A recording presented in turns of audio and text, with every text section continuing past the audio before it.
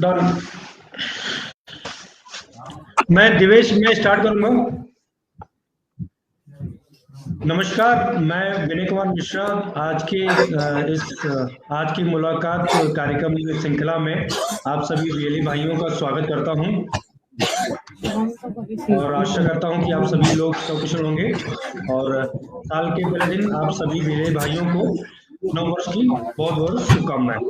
हमारे साथ आज हम इस आज की मुलाकात श्रृंखला में सीएससी पोर्टल से श्रमिक पंजीकरण के संबंध में जानकारी आप सभी को प्रदान करेंगे। हमारे साथ देवेश जी हैं जो कि दिल्ली हेड ऑफिस से हमारे साथ जुड़े हैं। देवेश जी, स्वागत है आपका इस कार्यक्रम में। थैंक यू विनय जी।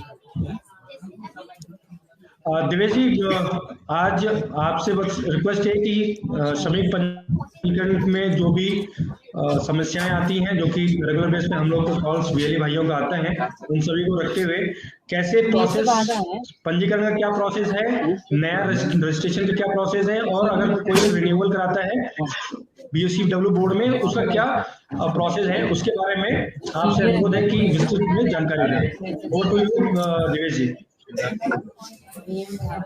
हाँ जी, hello everyone, this is Devesh. I am from Delhi head office. तो मैं आज आपको श्रमिक पंजीकरण के रिगार्डिंग एक पावर पॉइंट प्रेजेंटेशन के थ्रू आपको जानकारी दूंगा। तो सबसे पहले जो हमारा रजिस्ट्रेशन रहता है, रजिस्ट्रेशन के लिए हमें कुछ सिंपल स्टेप्स फॉलो करने होते हैं। जैसे कि अभी मैं आपको शो करता हूँ, जस्ट 1 मिनट। आप देख पा रहे हैं सब? अभिनय जी, विजिबल है क्लियरली स्लाइड? हाँ, विजिबल है। हाँ, स्लाइड विजिबल है आप। ओके, देखिए सबसे पहले हमें अपने डिजिटल सेवा पोर्टल पर लॉगिन करना होगा। लॉगिन करने के लिए हमें अपने डिजिटल सेवा पे अपने क्रेडेंशियल से लॉगिन करना होगा, सीएससी आईडी और पासवर्ड से। वो सिंपल स्टेप है। वो किसी भी सर्विस के लिए हम जैसे यूजुअली हम लॉगिन करते हैं, वैसे ही हमें इसके लिए भी लॉगिन करना है। जैसे हम लॉगिन करते हैं, ये स्क्रीन रहेगी जहाँ पर हमें अपना यूजर आईडी पासवर्ड हमें एंटर करना है। जैसे ही यहाँ पर एंटर करके हम आगे प्रोसीड करते हैं, आगे हमें अपना डिजिटल सेवा का ये होम पेज रिफ्लेक्ट होता है। होम पेज रिफ्लेक्ट होते ही हमें आगे अपना सर्विस सर्च करना पड़ेगा, जो लेबर रजिस्ट्रेशन के नाम से है।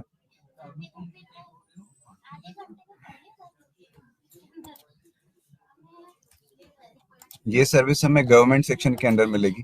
गवर्नमेंट सेक्शन में हम जैसे क्लिक करेंगे तो वहां पर हम या तो हम गवर्नमेंट सेक्शन के अंदर जाके हम सर्च कर सकते हैं, या फिर डायरेक्ट सर्च बटन पे क्लिक करके लेबर रजिस्ट्रेशन हम टाइप कर सकते हैं।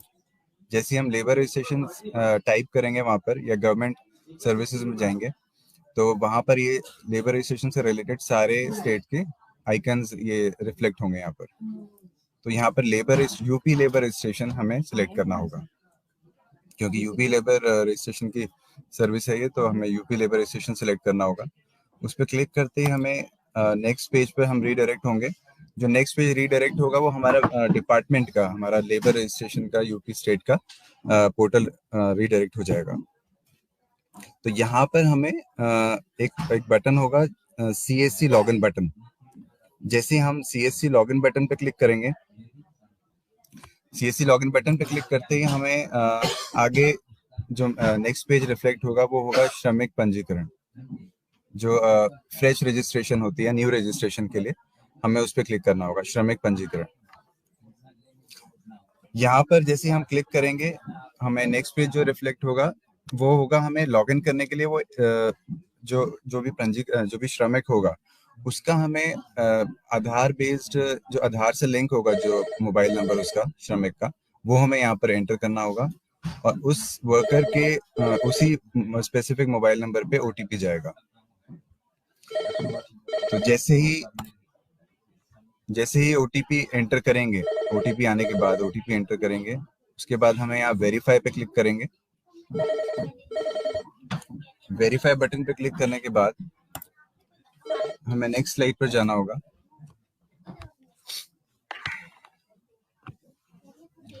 नेक्स्ट स्लाइड पे जब हम जाएंगे, आप देख रहे हैं इसमें हमें जो डॉक्यूमेंट्स की जो रिक्वायरमेंट है वो होगी आधार कार्ड, बैंक का पासबुक, नियोजक का सर्टिफिकेट, जो कि जैसे कि जो भी श्रमिक का पंजीकरण हो रहा है उसका उसका एक सर्टिफिकेट होगा जिसने पहले भी काम किया होगा, कोई भी बिल्डिंग कंस्ट्रक्शन का काम या फिर कोई भी अदर कंस्ट्रक्शन काम कोई भी, तो वो उसका वो सर्टिफिकेट होगा, और एक पासपोर्ट साइज फोटो हमें यहाँ पर अपलोड भी करना होगा।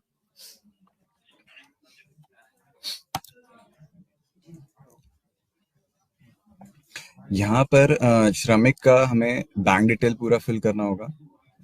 आप साथ में हम पासबुक ले सकते हैं, पासबुक के थ्रू सारी डिटेल हम एज इट इज हमें फिल करनी होगी। अकाउंट नंबर, उसका IFSC कोड, वो सारी डिटेल पासबुक में होती हैं, वो हमें यहाँ पर एंटर करनी है।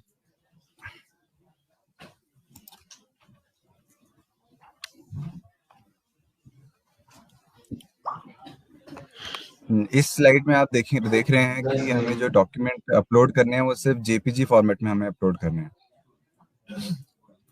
जैसे कि बैंक पासबुक, नियोजक सर्टिफिकेट, पासपोर्ट साइज फोटो और आधार कार्ड। ये हमें सारे JPG फॉर्मेट में अपलोड करने हैं।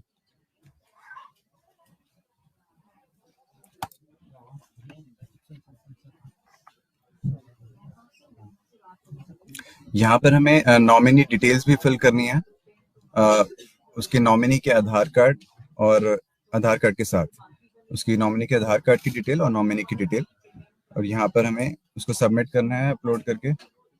जैसे हम नेक्स्ट पे क्लिक करेंगे, यहाँ पे हमें पेमेंट गेटवे रिफ्लेक्ट करेगा। तो जैसे ही हमें यहाँ पर भुगतान करेंगे फीस का, यहाँ पे पे बटन पे क्लिक करेंगे हम। पे बटन पे क्लिक करने के बाद यहाँ पर रिफ्लेक्ट करेगा अमाउंट, और पे बटन फिर से यहाँ पे रिफ्लेक्ट होगा। इसके बाद अपना जो यूजुअली जिस CSC में हम कोई भी सर्विस की हम पेमेंट करते हैं पेमेंट गेटवे पर, अपना वॉलेट पिन एंटर करके यहाँ पर हम पेमेंट प्रोसेस करेंगे।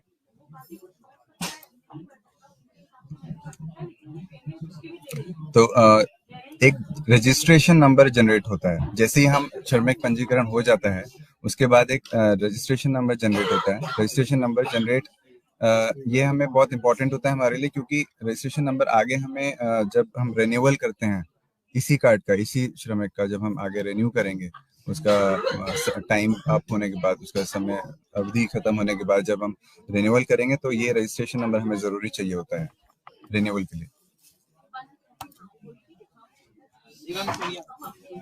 ये तो था हमारा न्यू रजिस्ट्रेशन का प्रोसेस, जो हम श्रमिक का पंजीकरण करेंगे, न्यू रजिस्ट्रेशन जो करेंगे नया।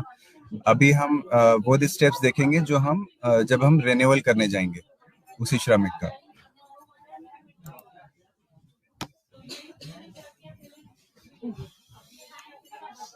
स्टेप्स फिर से वही सेम हमें रिपीट करने होंगे। हमें सिंपली अपना डिजिटल सेवा पे जाकर हमें लॉगिन करना होगा, अपना यूजर आईडी पासवर्ड, लॉगिन पर क्लिक करके यूजर आईडी पासवर्ड एंटर करना होगा, CSC आईडी अपना पासवर्ड। जैसे ही हम साइन इन करेंगे उसके बाद अपना डैशबोर्ड आ जाएगा, डिजिटल सेवा का होम पेज आएगा।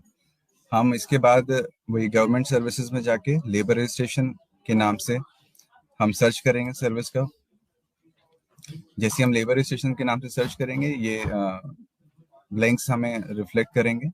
हमें यूपी लेबर रजिस्ट्रेशन और यहाँ पर रिन्यूअल नाम से जो सर्विस आएगी, जब लेबर रजिस्ट्रेशन के अंदर एक रिन्यूअल सर्टिफिकेट के नाम से सर्विस आएगी, हमें वहां पर क्लिक करना है।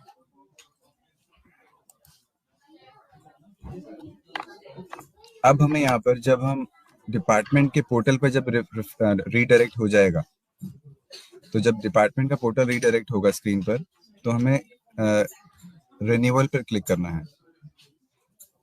इस बार, क्योंकि ये रिन्यूअल है तो इसमें हम रिन्यूअल बटन पर क्लिक करेंगे। रिन्यूअल में क्लिक करने के बाद आपको वर्कर डिटेल, जिसका आपने नया रजिस्ट्रेशन किया होगा कभी पहले, उसका हमें रजिस्ट्रेशन नंबर के थ्रू हमें सर्च करना होगा डिटेल। तो उसके लिए हमें रजिस्ट्रेशन नंबर चाहिए होगा और आधार नंबर चाहिए होगा उसी श्रमिक का। जैसे ही आप वो सर्च करेंगे उसके रजिस्ट्रेशन नंबर से, आधार नंबर से, उसकी डिटेल रिफ्लेक्ट हो जाएगी।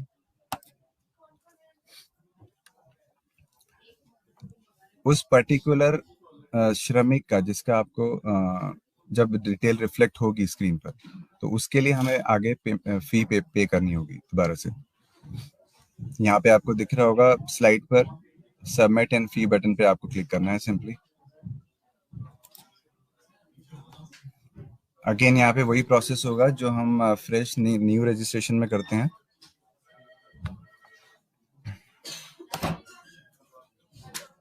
यहाँ पर आप वॉलेट पेमेंट गेटवे आ जाएगा, पे पर क्लिक करेंगे फी पे करने के लिए।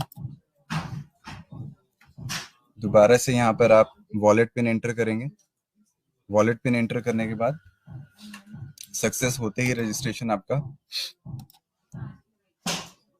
ये फी पे हो जाएगा। तो ये सिंपल स्टेप्स हैं, ये सिंपल फॉर्म है एक, जिसमें अपने श्रमिक की डिटेल्स डालनी है आपको सारी, और जो डॉक्यूमेंट्स हैं आपको मैं एक बार दोबारा से वो स्लाइड दिखाता हूँ जो आप में ज़रूरी डॉक्यूमेंट्स हैं रजिस्ट्रेशन के लिए।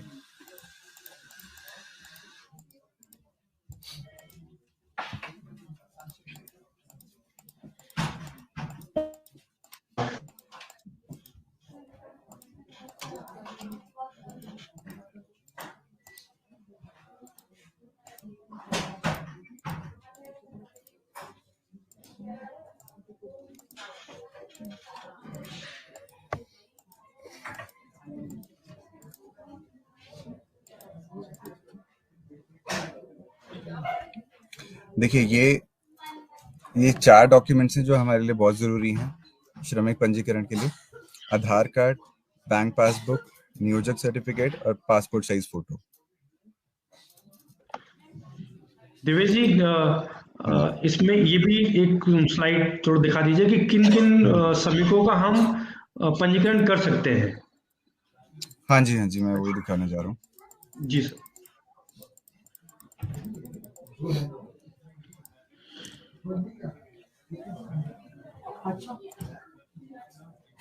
देखिए कौन कौन इसमें श्रमिक पंजीकरण के लिए करवा सकते हैं, कौन कौन लोग उसके लिए ये आप देख रहे होंगे स्क्रीन पर। या तो बिल्डिंग कंस्ट्रक्शन बिल्डिंग का कार्य कोई करता हो, बढ़ई का कार्य करता हो, बहुत सारे ऐसे कार्य हैं जो बिल्डिंग और अदर कंस्ट्रक्शन वर्कर के लिए ये एलिजिबल है, जो श्रमिक पंजीकरण करवा सकते हैं। इसमें जो एक ज़रूरी चीज़ें हैं वो मैं आपको बताता हूँ, कुछ पॉइंट्स। आवेदक की जो उम्र है वो होनी चाहिए 18 से 60 वर्ष के बीच, और जो श्रमिकों ने 12 महीने में कम से कम 90 दिन निर्माण श्रमिक के रूप में कार्य किया हो, वो इसके लिए एलिजिबल हैं इस श्रमिक पंजीकरण के लिए। और श्रमिक पंजीकरण में केवल परिवार के मुखिया के नाम पर ही श्रमिक कार्ड बनता है, ये आपको ध्यान रखना है।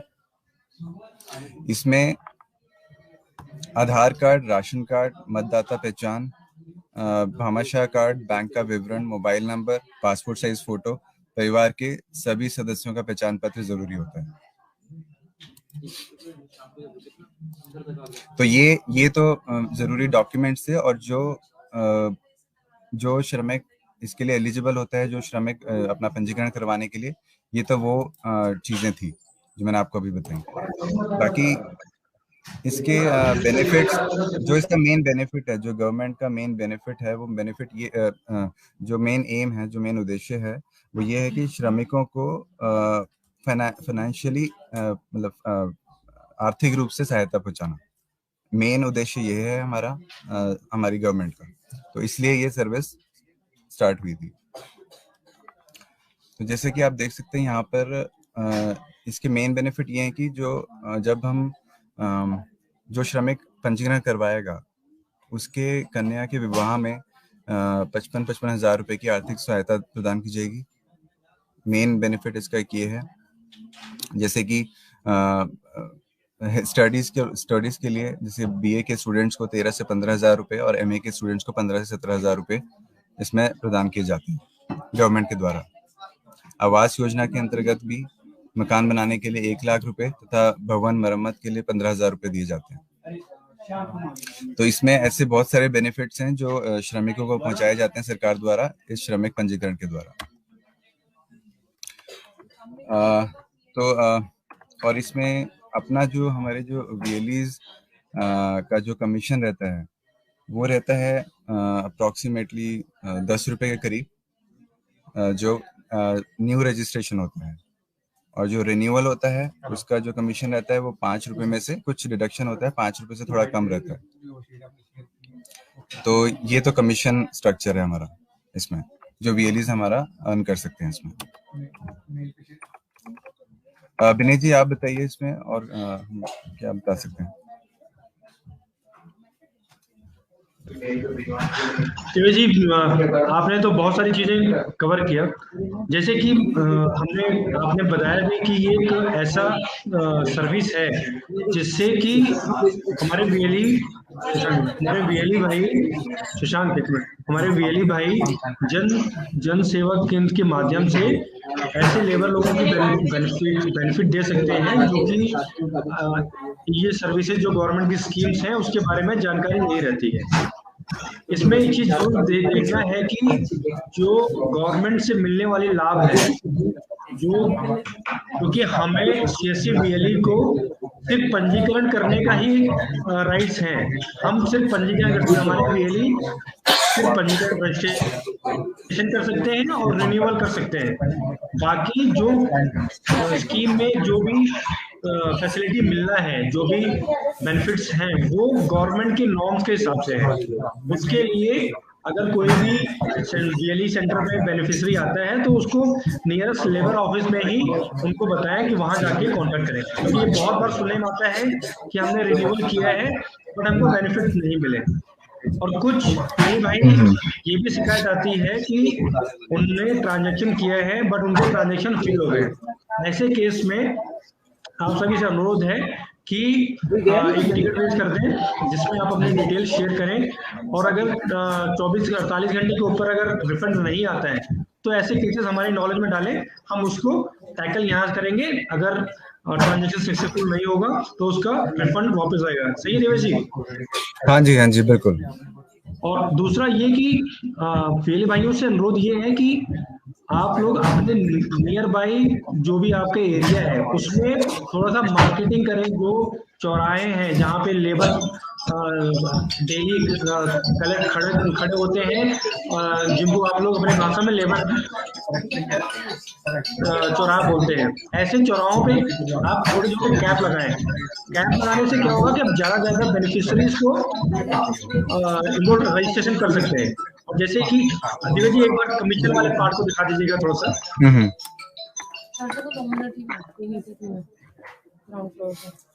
जैसे कि आप देख रहे हैं कि ये एक सर्विस ऐसी है जिसमें कि सबसे ज्यादा कमीशन है। भाई आप 15 रुपए फीस ले रहे हैं जिसमें से 10 रुपए कमीशन आपको मिल रहा है, और रिन्यूअल के लिए 25 रुपए ले रहे हैं जिसमें से 5 रुपए कमीशन आपको मिल रहा है, जो कि एक अच्छा कमीशन है आज की डेट में। अगर आप देखें तो ये कमीशन इंस्टेंट मिल रहा है, कहीं अलग से पेमेंट नहीं आता है। आपका ऑटो कमीशन कटने के बाद पैसा आपको पे करना होता है। तो एक ऐसी सर्विस जिसमें आपको अच्छा कमीशन मिल रहा है, जैसे कि यूसीएल है, बाकी सर्विसेज हैं जहां पे आपको कमीशन अच्छा मिलता था।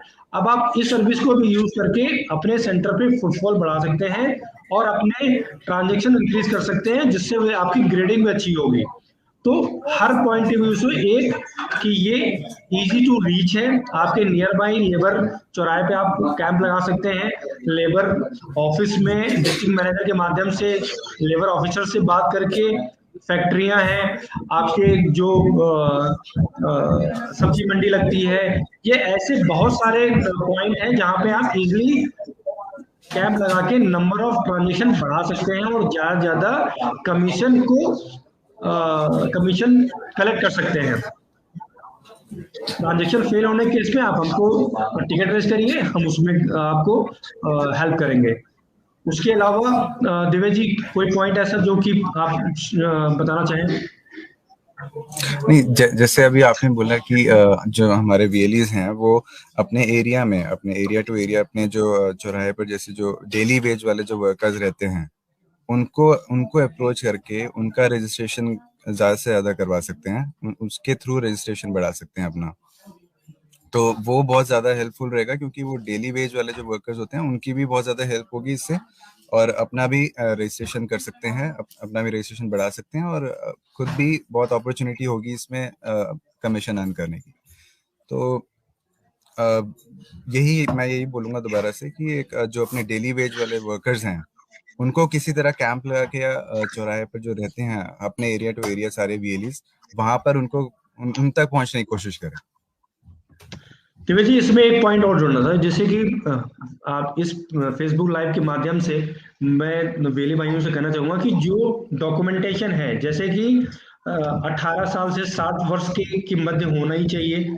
कोई भी श्रमिक 12 महीने या 90 दिन श्रमिक के रूप में कार्य किया हो, और केवल जो वैलिड डॉक्यूमेंट्स हों उन्हीं का आप इस्तेमाल करिए।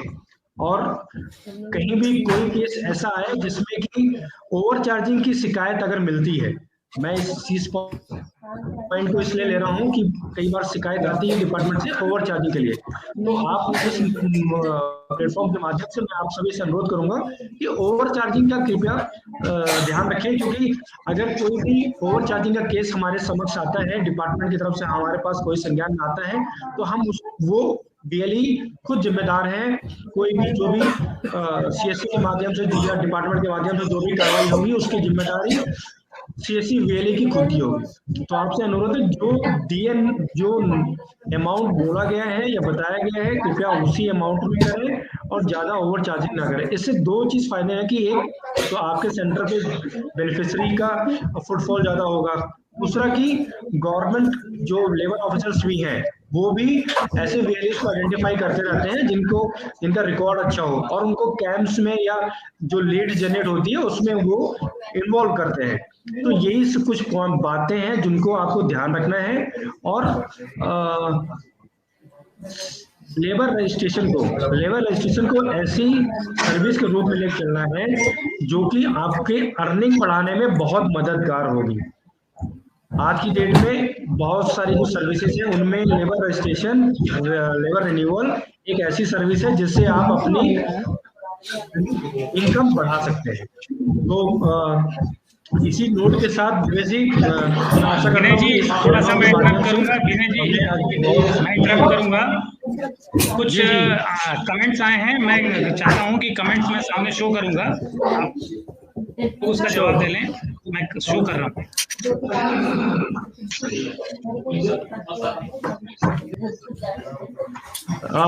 अजय जी, मैंने जैसे अभी अपने स्टेटमेंट में बोला कि हम सीएससी वीएलई को रजिस्ट्रेशन और रिन्यूअल के लिए ही अलाउ किया गया है। रजिस्ट्रेशन से उस लेबर रजिस्ट्रेशन करने के बाद जो बेनिफिशरीज को जो गवर्नमेंट की स्कीम के माध्यम से अमाउंट मिलना है, जो भी बेनिफिट्स मिलना है, वो डिपार्टमेंट देखता है और उसकी पूरी जानकारी जो भी प्रोसेस होता है वो डिपार्टमेंट के माध्यम से होता है। अगर ऐसा कोई केस आ रहा है तो मैं सुनील कुमार सीएससी से जो भी उम्मीद करूंगा कि वो नियरेस्ट लेबर ऑफिस में कांटेक्ट करें या हमारे डिस्ट्रिक्ट मैनेजर के माध्यम से अपनी बात को लेबर ऑफिस तक पहुंचाएं।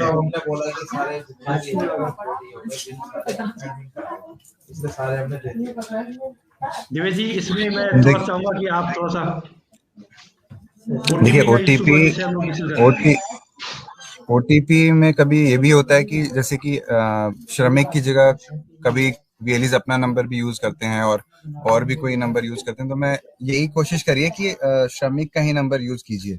और बाकी ओटीपी वाली जो प्रॉब्लम है वो ये आधार बेस्ड रहता है, तो उसमें टेक्निकल इशू कभी कभी रहता है। वो हो सकता है कि हाँ टाइम लगता है कई बार आने में ओटीपी, तो वो हम डिपार्टमेंट से कांटेक्ट करके हम उनसे कोऑर्डिनेट करके ये ठीक कराने की कोशिश करेंगे जल्दी से जल्दी, अगर ओटी में समय लग रहा है आने में। दिव्य जी, लेबर कार्ड के नए रजिस्ट्रेशन हो क्यों नहीं रहे हैं अभी? सर अभी ये वेरिफिकेशन, इसका मतलब ये वेरिफिकेशन से रिलेटेड कुछ होगा, डिपार्टमेंट ने वेरीफाई नहीं किया होगा, उससे रिलेटेड कुछ इशू होगा ये, तो वो भी इन्होंने रजिस्ट्रेशन कर दिया होगा। हाँ इन्होंने रजिस्ट्रेशन किया होगा बट शायद वो वेरीफाई नहीं हो रहा होगा। अगर ये प्रॉब्लम है या फिर पेमेंट से रिलेटेड प्रॉब्लम है, ये इसमें कंफर्म करना पड़ेगा। लेबर कार्ड में आधार अपडेट नहीं हो रहा है। आधार अपडेट नहीं हो रहा। एक मिनट, ये भी हमें वही डिपार्टमेंट से हमें कांटेक्ट करना पड़ेगा एक बार। बाकी ये जो इशू आ रहे हैं इशूज, ये अपने सपोर्ट पोर्टल में तो रेज हो रहे हैं ना। ये इनसे रिक्वेस्ट यही है कि ये अपना सपोर्ट पोर्टल में रेज करें। और ब्रिजेश जी से अगर जी मैं दिवेश जी ब्रिजेश जी से अनुरोध करूंगा कि इसके एक अपना सपोर्ट पोर्टल पर या कंप्लेंट पोर्टल पर रजिस्ट्रेशन कर दें, ताकि हमारी कंसर्न टीम इस पे टैकल कर लेगी। जैसे ये वाला इशू है जिसका पहले कभी रिजेक्ट हुआ हो, दोबारा अप्लाई नहीं होता और ओटीपी जाने बहुत प्रॉब्लम आती है, ऐसा क्या केस है सर दिवेश जी? क्या अगर रिजेक्शन हुआ है तो फिर तो फ्रेश रजिस्ट्रेशन करना पड़ेगा, न्यू रजिस्ट्रेशन ही करना पड़ेगा। अगर रजिस्ट्रेशन करना पड़ेगा। रजिस्ट्रेशन करने पर कैसे ये डिपेंड करता है कि आप प्रोसेस क्या फॉलो कर रहे हैं। कुछ डिफरेंटली डॉक्यूमेंट्स या डिटेल्स आप प्रॉपर वे में अपलोड नहीं कर रहे होंगे, इसी वजह से रिजेक्ट हो रहे होंगे ये। हाँ, रिजेक्शन तो वो डॉक्यूमेंट के बेस पे होता है। कुछ गलत डॉक्यूमेंट है या फिर क्लियर नहीं है डॉक्यूमेंट्स या फॉर्मेट ठीक नहीं है, वो उसी की वजह से होता है ये सब।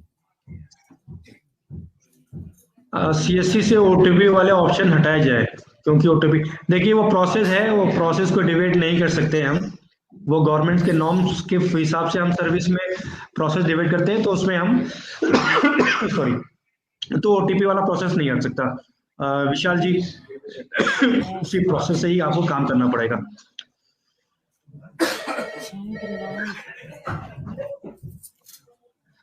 सर लेबर कार्ड में कुछ भी चेंज करना हो तो चेंज करना हो, उसके लिए आपको एडिटिंग करनी होती है। उसका भी एक प्रोसेस है, उसी में लॉगिन करके आपको रजिस्ट्रेशन नंबर से सर्च करके उसको आपको एडिट करना होता है। तो वो प्रोसेस तो आपको हम इनको विनय जी एक प्रोसेस फ्लो सर्कुलेट कर देंगे बना के। ठीक है ठीक है। एडिटिंग के लिए, ये एडिटिंग के लिए पूछ रहे हैं, एडिटिंग कैसे होगा?